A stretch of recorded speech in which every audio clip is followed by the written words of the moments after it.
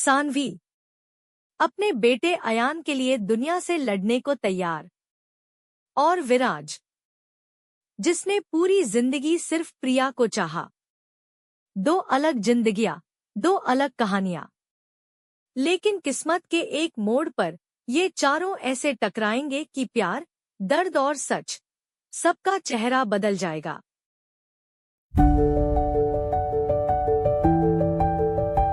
यह कहानी मेरी मौलिक ओरिजिनल रचना है। यह पात्र, घटनाएं और संवाद काल्पनिक हैं।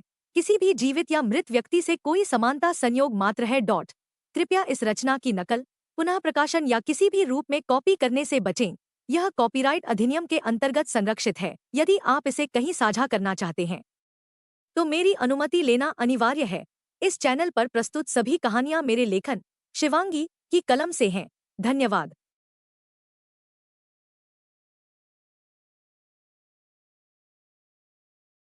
एक मुलाकात 8 स्पेशल एपिसोड।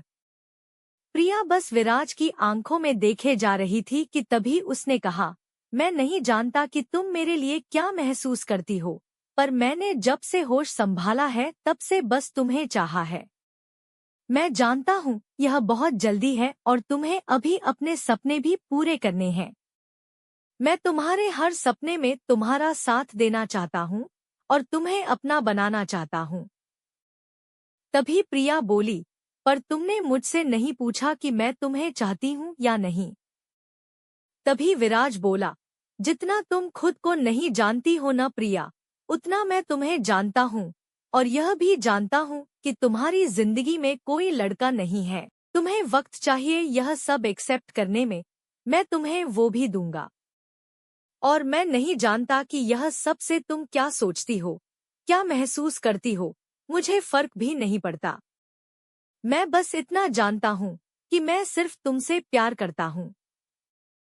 विराज प्रिया की कमर पर हाथ रखकर और करीब करते हुए बोला, तुम मेरी हो, सिर्फ मेरी, और हमेशा रहोगी। विराज गाड़ी की पिछली सीट पर आंखें बंद किए था। विंडो से आ रही हवाएं उसे छू रही थी। वो इस समय अपने अतीत में खोया हुआ था कि तभी उसका फोन बजने लगा। उसने अपनी आंखें खोलीं और एक लंबी सांस ली। उसका फोन अभी भी बज रहा था।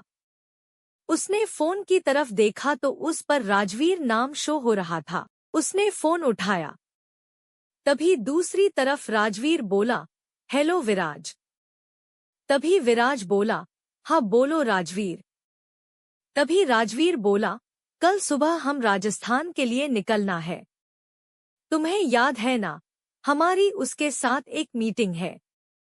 तभी विराज ने हाँ में जवाब दिया और बोला, हाँ याद है। तभी राजवीर बोला, तो ठीक है सुबह मिलते हैं। तभी विराज बोला, ठीक, मैं अपने असिस्टेंट से कह देता हूँ कल के लिए चॉपर रेडी करवाने के लिए। राजवीर ओके बोलकर फोन काट देता है। राजवीर का फोन जैसे काटा वैसे ही विराज की मॉम का फोन आया। उसने फोन उठाया तो दूसरी तरफ एक औरत की आवाज आई। उन्होंने बोला, हेलो विराज बेटा, कहाँ हो तुम? कब आओगे वापस? यह सुनकर विराज बोला, मॉम मैं कल वापस लौट रहा हूँ। तभी दूसरी तरफ वो औरत खुश होकर बोली, क्या सच? कल तुम आ रहे हो? अच्छा है। तुम्हें पता है ना कि कल सिया का बर्थडे है। सिया विराज के पापा की बेस्ट फ्रेंड की इकलौती बेटी जिसे वो अपनी बहन मानता है। तभी उसकी मॉम दोबारा बोली, अरे मैं बताना ही भूल गई, वो आज प्रिया वापस लौट रही है लंदन से। फाइनली उसकी ग्रेजुएशन कंप्लीट हो गई। वो अब अपने पापा का ऑफिस संभालने वाली है। यह सुनकर विराज एक पल के लिए मानो कहीं खो गया। तभी उसकी मॉम दोबारा बोली, अच्छा यह छोड़, यह बता कि तूने कुछ खाया कि नहीं। दूसरी तरफ विराज की कोई आवाज नहीं आई। उन्होंने फिर कहा, हेलो हेलो विराज बेटा, हेलो। तभी मानो विराज दोबारा होश में आया। उसने बोला, हाँ माँ, वो मैंने खाना खा लिया और आपकी आवाज सही से नहीं आ रही। मैं आपको बाद में फोन करता हूँ। इतना बोलकर उसने फोन काट दिया। वो दोबारा मानो किसी गहरी सोच में डूब गया। दूसरी तरफ राजस्थान। शाम का वक्त था। एक छोटा सा घर, पर बहुत खूबसूरत। वहां एक 5 साल का लड़का भागा जा रहा था, कभी बरामदे में तो कभी वो सोफे के पीछे, कभी इधर तो कभी उधर। एक लड़की, जिसने खूबसूरत सा कुर्ती और प्लाजो पहना था, वो उसके पीछे भाग रही थी और बोली, आयन के बच्चे इधर आ, आज मैंने पकड़ लिया न तो छोड़ूंगी नहीं। बहुत परेशान करता है तू मुझे, आज बताती हूँ तुझे मैं। तभी वो लड़का अपनी प्यारी सी आवाज में बोला, पहले मुझे पकड़ के दिखाओ माँ। यह सुनकर वो लड़की उसके पीछे भागते हुए, तभी वहां बुजुर्ग औरत आती है, जिसे देखकर वो बच्चा भागकर उनके पीछे छुप जाता है और बोला, पर नानी देख लो, मुझ मासूम को परेशान कर रही है। तभी वो लड़की बोली, क्या मासूम? माँ, मैं बताऊं कितना मासूम है तू।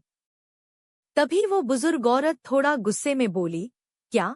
क्यों परेशान कर रही है मेरे बच्चे को? तभी वो लड़की बोली, मैं परेशान कर रही हूँ दादी। यह लड़के ने आज क्या किया है आपको पता नहीं। इसकी टीचर का फोन आया था अभी कुछ देर पहले। आप जानती हैं यह लड़का क्या कर रहा है स्कूल में? तभी वो औरत बोली, अरे कहाँ, क्या है उसकी टीचर ने यह तो बता। तभी वो लड़की बोली, स्कूल में आज इसने लड़ाई की और एक बच्चे को मारा भी, और जब मैं इसे पूछ रही हूँ तो बता भी नहीं रहा है। तभी वो औरत उस बच्चे की तरफ देखकर बोली, अयान क्या तेरी माँ सच कह रही है? तभी अयान ने अपना सर झुका लिया। तभी वो लड़की बोली, देख इसका मतलब तुम्हारी टीचर सच कह रही थी। तभी दादी बोली, सानवी पहले उसे पूछ तो आखिर क्यों मारा इसने उस बच्चे को? मुझे पूरा विश्वास है मेरा बच्चा कभी गलत काम नहीं कर सकता। कैसा लगा आपको यह नया ट्विस्ट और क्या है सानवी, आयन की मां पर कैसे? और आ रही है प्रिया वापस इंडिया।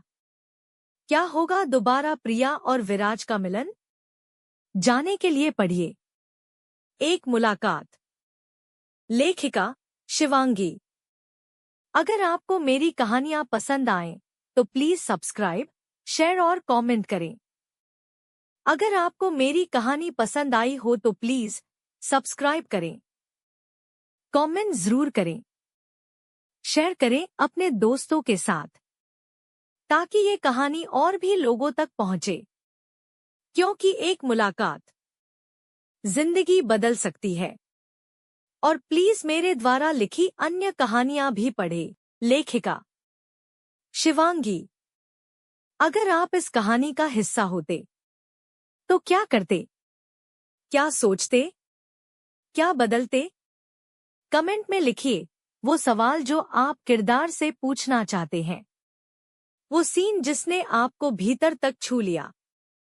वो मोड़ जिसने आपको सोचने पर मजबूर कर दिया। या फिर कोई आपकी अधूरी बात जो कहानी से जुड़ गई हो। हर हफ्ते सबसे असरदार कमेंट को मिलेगा मेरी आवाज में एक स्पेशल स्पॉट। तो लिखिए दिल से, बांटिए अपने जज्बात, क्योंकि ये सिर्फ मेरी नहीं, हम सबकी कहानी है। आपका शुक्रिया इस एहसास भरी कहानी को सुनने के लिए। अगर ये कहानी आपके दिल को छू गई हो तो लाइक जरूर करें, अपने जज्बात कमेंट में बांटें और चैनल को सब्सक्राइब करना न भूलें। पूरी कहानी पढ़ने के लिए प्रतिलिपि ऐप पर जाएं और मुझे फॉलो करें। शिवांगी विश्वकर्मा। फिर मिलेंगे एक नई मोहब्बत, एक नई मुलाकात के साथ। तब तक मोहब्बत को जिंदा रखिए। आपकी अपनी शिवांगी।